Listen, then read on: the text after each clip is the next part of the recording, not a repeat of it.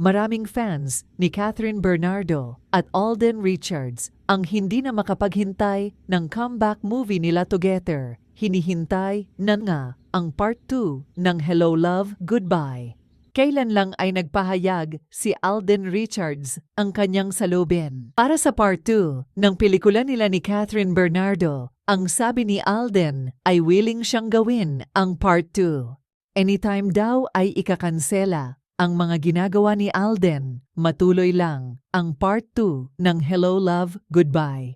Mukhang ang excited si Alden na gawin na ang part 2 ng pelikula nila ni Catherine at excited din siyang gumawa ng ibang movie kasama si Catherine Bernardo. Habang sinasabi ni Alden ang kanyang kagustuhan makatrabaho ulit si Catherine ay tila masaya ang binata at mukhang may pagkasabik itong makita si Catherine.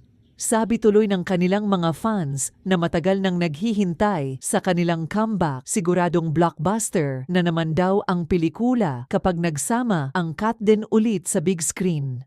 Ang tandem ng Katden ay patok sa maraming fans. Kahit minsan pa lang silang nagsama sa movie ay sobra nga naman ang suporta ng mga tao. At naging number 1 pa ito sa mundo ng Filipino films at itinala na pinakamalaking kita sa Philippine cinemas at top 1 sa Filipino movies dahil sa laki ng kinita ng pelikula.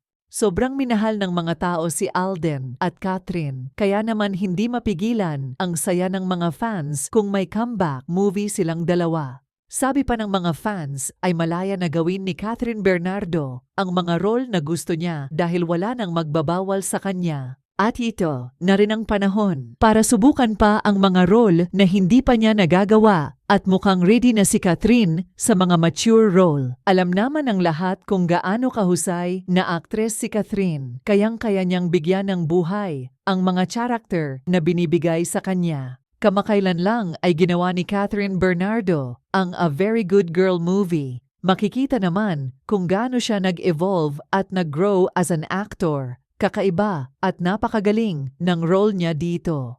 Sa interview ng mga casts ng A Very Good Girl, tinanong kay Catherine about revenge kung sakaling ganun din ang mangyari sa kanya sa totoong buhay. Ganun din daw ba siya mag-revenge? Ang sagot naman ni Catherine ay malayo siya sa karakter ni Philo. Opposite daw sila sa totoong buhay. Dagdag pa ni Catherine na hindi daw siya yung tipo ng tao na magre-revenge kung mag-revenge man daw siya sa mga taong nakagawa ng hindi maganda sa kanya. Siguro sa tahimik na paraan dahil hindi daw siya confrontational person. Mas gusto niya ng mayapa at tahimik lang na buhay. Ayaw niya ng revenge. Pinabaubaya na lang daw niya sa Panginoon yung mga taong nakagawa ng hindi maganda sa kanya. Sa huli sinabi ni Catherine na sana hindi iyon mangyayari sa buhay niya. Dahil sa sabikang mga Katden fans, marami tuloy ang napag-comment sa sinabi ni Alden. Ito ang mga comments ng Katden fans.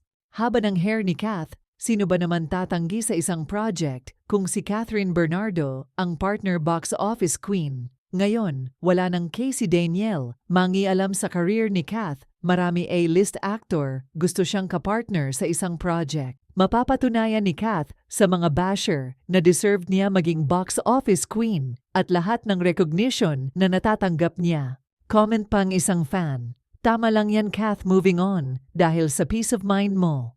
Go, go, go! Perfect partner si Alden, maka-family at maka-Diyos yan ang bagay kay Kath. Dagdag pa ng isang fan, yes, 100% bagay na bagay sila at laging ka-smile si Kath pag sila magkasama ni Alden.